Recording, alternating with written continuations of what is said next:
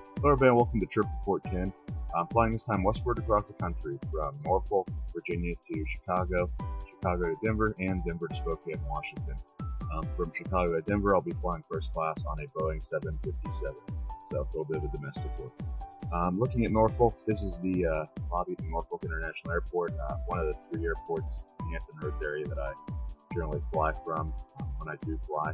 Just kind of a nice little bit of an older airport, but just kind of a good basic airport to start any type of journey from. Traditionally, I either try to fly from this or Newport News. This one's traditionally the cheaper of the two. Just pretty much getting my ticket ready and ready to go through security with the ever trusty water bottle, so that you always want when you're flying across the country. That way you can save money from the overpriced water you might buy. So you just buy it at your start. When it gets empty, you just refill it at the water bottle at the water fountain station as you go across the country and save yourself a little bit of money. This is a ticket. Look at the boarding time. We're going to be sitting in 14A in the economy section here on the, I believe it's a CRJ 700. So nice little airplane. This is the first airplane I think I've been on United where they've had the slimline seating, I think they call it. You'll see it here as we go through the door. But pretty much, long story short, seats were made to be small, or were made to be skinnier as far as the profile goes. There will fit more people on planes. I do not like it. I'll get into that a little bit later. But here, just taking a look at the seat, as you can see the window, see the nice view there. Pretty typical seat. No, not really any foot room at all. That's kind of why they have the seats there. Tray table you're probably not going to use. Propaganda. Nice little hemisphere magazine, good route map, stuff like that.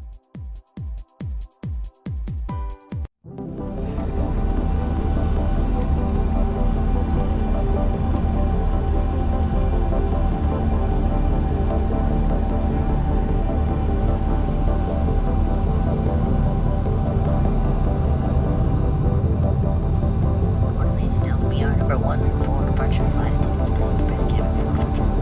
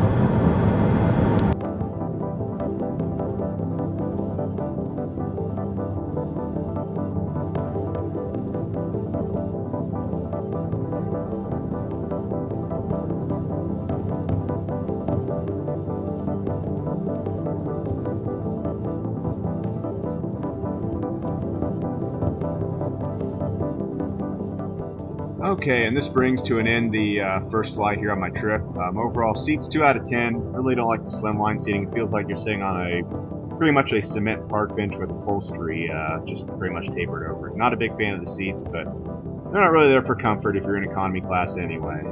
I guess there's just for packing as many people on the plane as possible. Food, it was your traditional bag of pretzels. I slept through it, and on time, somewhat. Since it's United and we're flying into Chicago, we're about 20 minutes, well, we're actually probably about 10 to 15 minutes late, which is pretty typical. Not going to cause me to miss my connections, of course, because I booked pretty wide ones. Overall, while, you know, everything worked out for the better, I really am not a fan of these slimline seats. They're just way too uncomfortable. I could not imagine having to sit for these on more than maybe 2 hours without, you know, really needing to feel the pains. But overall, just a pretty much uneventful connection flight. Well, here I am getting out of the plane here in O'Hare. I have probably about 4 or 5 hours to my next connection, so my goal is pretty much just to find a nice place to relax, work on the PN's video a little bit, and of course grab some food. Chicago is primarily known as being pretty decent for having plenty of availability as far as it goes to food, and with all the empty gates, there's usually a pretty good place in the United section at least to be able to get some work done. Here, just going down the tunnel over to the main section of the United terminal. I really do like the way that O'Hare's terminals are kind of designed so that there isn't really a low ceiling to them, so they kind of give you a feeling of just being able to breathe. The air seems a little fresher than some of the terminals with lower ceilings. So I'm just kind of a quick kudos, even though it's really pretty jammed. Very nice job in terminal design to really make people at least feel a little bit fresher upon traveling. And looking at the next frame shot here, it's a picture of the ticket. I ended up upgrading to first class. There was a small upgrade, usually it cost me about $150 for a 2.5-hour flight, and not really having too much else better to do, decided to go ahead and jump on that since it was kind of getting to much and had some space on the budget. Here, just kind of boarding the plane, so really just looking forward to seeing what United's first class product looks like domestically. I was able to experience Deltas, which you can see on another video, so I'm really just going to see how the two kind of stack up, since it's pretty much the Delta flight will be a little bit longer than this one, but still it'll be kind of a good comparison between the two. And taking a look at the seat, here are the two windows that you get. Not bad, pretty good visibility. The back of your seat, it is worn as heck. This looks like you can see the bad stitching there, it's been torn out. Looks like a 1990s airplane seat that just never been replaced. Of course, a little nifty side tray, nothing special really at all. Just kind of something you'd find on most of your, well, extra seats in economy. Of course, you got your flat first class tray there for your drinks. A little bit extra floor space, nothing you wouldn't find in the economy plus on an exit row. Of course, your electrical plug-ins and your propaganda folder. Overall, for a first class seat, well, disappointing, but I only paid $195 in the upgrade, so what. Looking at the info page, flying the 757 today, which a lot of carriers still use it despite the fact that it's an older plane. Looking at the drink service, had a little bit of scotch before the flight. Nothing for a nice 2.5 hour long flight than a little bit of scotch in first class, and of course the drinks were complimentary. Overall, just kind of pulling back here. Looking forward to spending the next few hours not only in the seat but also flying to Denver International Airport. One of my favorites, of course. So I'm just going to sit back here and let you enjoy the takeoff.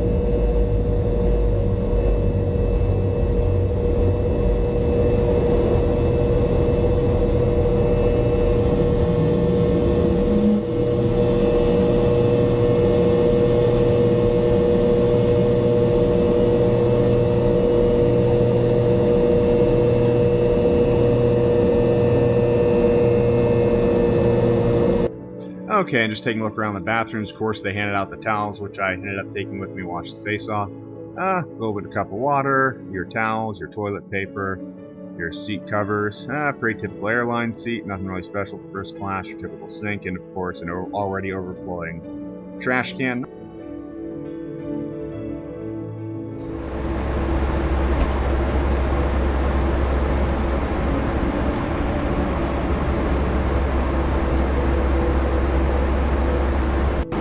And this is one of the meal options. They started off with 2 but ended up running out of the other one, so not really a great thing for first class, but overall the meal was pretty halfway decent.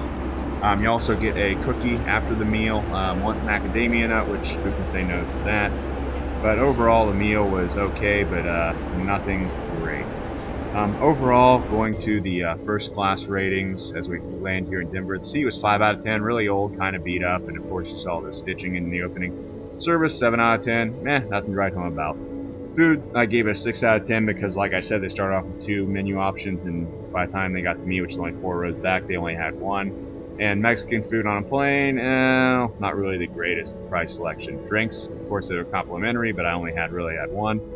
And the overall service was just kind of ordinary. I mean, economy on Emirates, I would rather sit in that seat for 2 hours, or Delta first class, I think definitely outpaced it on this iteration. I think United's making some noise about trying to be better, but overall, you know, when comparing domestic class product, even with Delta, which is another one of the, I guess, the remaining big 3 carriers in America, United ends up coming up a little bit short, I think. And they still have that reputation for service that they still need to put a lot of work into to be able to even equal, I think, what Delta's offering.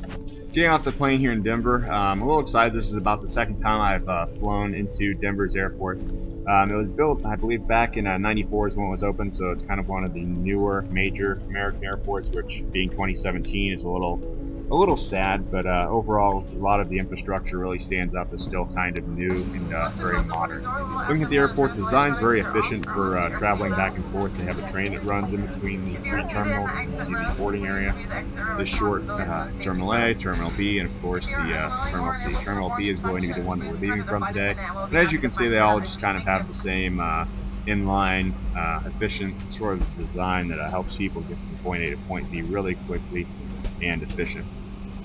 So the train usually makes going through the terminals easier, which makes Denver probably one of my favorite airports to connect through here in the United States, even though I've only done it so few times.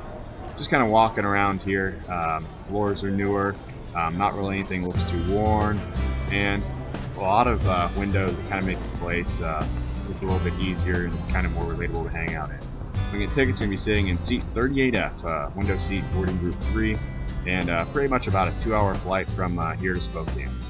By the time this flight lands in Spokane, it's going to be 8:18 at night in the Pacific time zone, and my flight time actually starts about 5:45 a.m. in the east. So when I get done with this, I'm going to be pretty worn out, so hoping to catch maybe a little rest on the flight.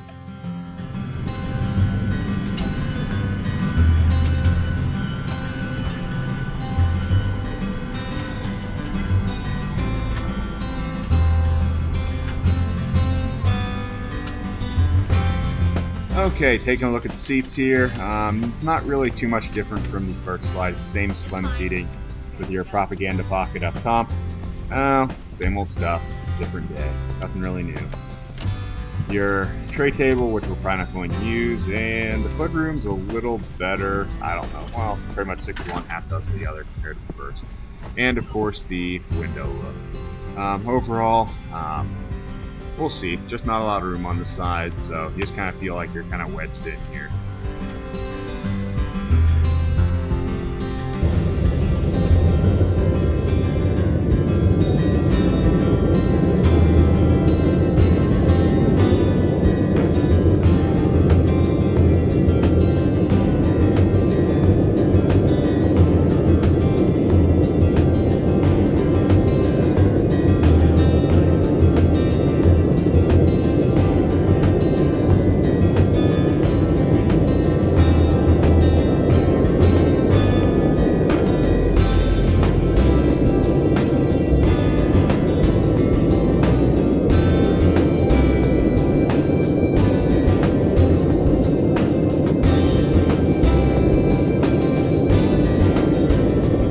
For this shot, descending into Spokane, I guess I was able to get a little bit of rest on the flight.